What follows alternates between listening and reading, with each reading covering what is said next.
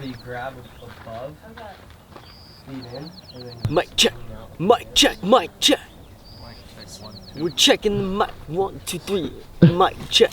The mic is getting checked. I'm always like, at breakfast, I just don't really jive with it. Cigarettes and caffeine for breakfast. Woo! We are in Queen Creek Canyon out here in Oak Flats. My name is Phoenix Parker. We're gonna go to Atlantis today to send Neptune, but all on gear. Trad climbing is similar in the way that you lead a route, right? And instead of having bolts though, this is your form of protection. So you usually find cracks are the best, or little pods to put pieces of protection in, but this wedges into a sort of flared crack, and then you sit it, and you clip your rope to that. And if you whip, it should hold you. Key word is should. Yeah, it's just calling at me. It's like a new creative way of seeing that line, and something about that just really fucking motivates me. There was like a month period where every Friday and Saturday night I was just out on Neptune, just like no one else out there. Because it's like, oh wait, it goes this way, but it also can go in this completely other style if you wanted to do it that way. But yeah, for those though, I wouldn't recommend doing Neptune as a trad line. The gear's really fucking thin on it. Well, we wrapped in while I was waiting for Shy to wrap in to belay me. I was just getting ready and like racking up.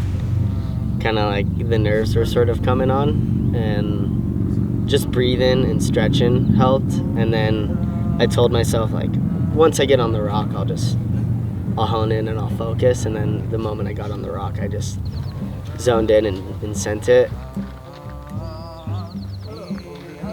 I think you climb up like 20 feet and up this slab, and you can get like a really small nut in there, wedged in like right on the front of the crack. So it doesn't, it's like your first piece, but you're not really super stoked on it. But the first pitch is this kind of like juggy, crimpy 5'10". That's just got these really fun movements. For me, a lot of high feet, so it's a lot of like rocking up on one foot and really balancy stuff. And then you make a couple moves up and you get this really good purple stopper in. I kind of traverse out left onto the rail, and this is like around the third bolt. But the way to do it for gear, if you want to do it safely, in my opinion, is you go right of the bolt, and then you get a piece in, and then you go left.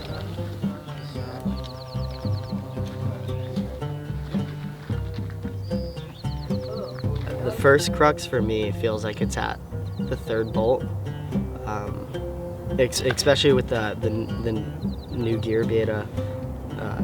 You kind of like side pull, step out, reach right, and then you like cross your foot over, and then you get a high right foot, and you kind of balance up to this left hand.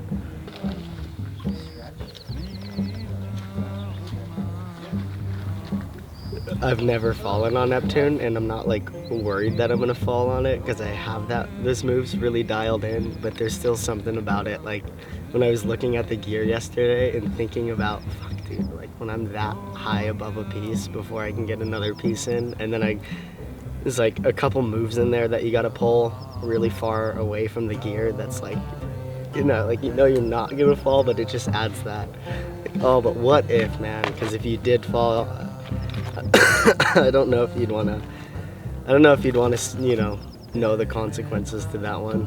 I'm gonna go for this, right? And so when I did it, I was just totally in a flow, and it's nice to be able to get into that sort of flow even in those circumstances where it's like considered really intense, where I'm really far away from the gear. It's really big falls on thin gear, and because like a year ago I didn't have the head game for that. I would have looked at a route like Neptune like, it'd be sweet one day to lead that. And then I let it, and then it was like to think about doing it on gear. And if I like told myself a year ago, oh yeah, you'll lead it on gear, I just would have been like, no way, like I wouldn't be able to do that ever. And so it's kind of a milestone.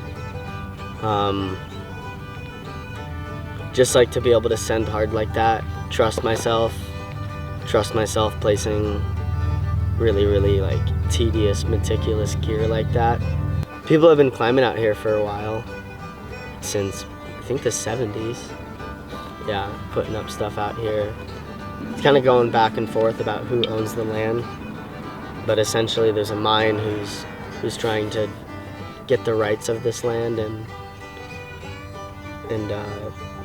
Arizona government selling it, and a bunch of just like really lousy politics essentially got the land slipped away from us, and now a lot of people are fighting to get it back, but essentially there's a mine that wants to turn it into just one big 1,000-foot crater. And if you come out here and you look at it, it's just, I don't know how you could justify something like that, or even put a price tag on it.